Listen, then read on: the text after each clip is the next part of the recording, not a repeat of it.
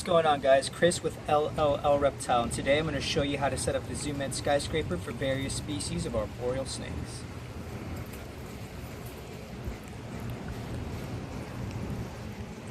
So I've went ahead and I've laid out the contents here, and I'll go ahead and walk through them now.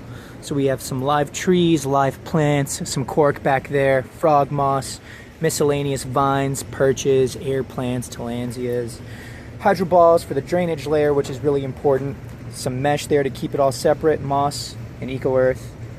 Now let's go ahead and start to put everything together. So first step, I'm going to put in the false bottom there, or at least a drainage layer. One thing to always remember is that it does come with a free cork background, but there's also like this cool piece of paper back there. If we're going to do a live vivarium, I'd recommend ripping that out because it will get moldy with all the water breakdown, and it's not going to be a good look. So I'm going to take that out and we'll continue from there. Now if you're going to do a water feature, like a waterfall or something like that, where it's going to need to have the water sit down in the hydroton, I would definitely recommend washing out the hydroton because it does have some particles, some dirt to it. But since I'm just going to go all out without a waterfall, I'm going to go ahead and just opt out to not. Once you have the hydroton evenly distributed, then you can add the mesh layer so that the dirt or the eco earth that we're going to use doesn't really fall through. Hey, so I'm human and I made a mistake. So all I did here is I forgot to put in the cork first, but not to worry. That's kind of why we have this mesh here. It's a perfect example. So you see I kind of just pushed the hydroton up forward, peeled back that mesh. The dirt's sitting right up top, still looks good, no harm done. Now I would recommend siliconing this for the long run, but the way I'm going to set it up, I'm pretty sure that the weight alone is going to hold this in place, which shouldn't be an issue. But if you really want to, I'd recommend silicone. Some sort of like an aquarium sealant will work just as fine to hold it in place. But let's go ahead and continue. Sweet, so I have a little bit of an anchor point there with that cork round, and I'm going to try and fit this guy. Well, I'm not going to try, I'm going to succeed. I'm going to put this umbrella tree in there. Now, I am going to choose to take it out of the pot, and I'm going to work the roots a little bit, soften it up, lose some of that stuff, fit it in there just nicely, and then prune the top of this. Because this is a living tree, you can cut it, it will grow. You can even make more clippings out of it, but that's a whole nother video and a conversation for another time. Anyways, you're gonna see the after product. So this is kind of what I'm left here.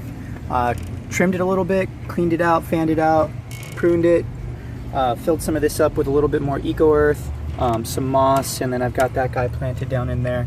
I'm gonna fill it up with a little bit more dirt, maybe put some moss in there. Just keep moving on. Sweet, so I've added a couple more things, a couple plants back here. Added this cork as some sort of a retaining wall, if you would, just to kind of hold everything back in place. It's still kind of a mess, but it'll get there, I promise. Moving on to vines, Exoterra makes a bunch of really cool vines in my opinion. I really like them. Galapagos makes some really cool ones too, as well as Zoom Ed. Now these are the BioVine suction cups. These are what's gonna help keep these stuck to the glass, and we can use as anchor points to create really cool things. Now, it is going to be for an arboreal species, so perches such as vines and wood are going to be essential for a setup, so you can create some sort of a basking platform and just create different temperature gradients in places where they're able to hang out comfortably. Cool, and we're back. So I've added some more vines you can see here. I've even added somewhat of a perch here so that I can add a heating element.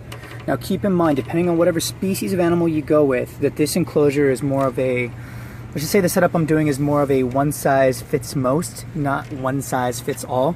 So make the proper changes that you need to as far as the perches go, the size of the perches, heating lamps, lighting, things like that. So just make sure you take all that into consideration, and we're gonna keep going, we're gonna keep working on it. You can see those vines are pretty cool, in my opinion. Still lots of stuff to do. And there you have it. So this is pretty much the layout that I chose to go with. May end up adding some more stuff here at the top, but I like the way that it's coming out so far. Got more moss, tillandsias, places to perch, a couple more plants. Looking good. Cool, and this is what we are left with. I put the Zoom Ed Reptifogger over the top as well as a Zoom Ed LED UVB fixture. Awesome.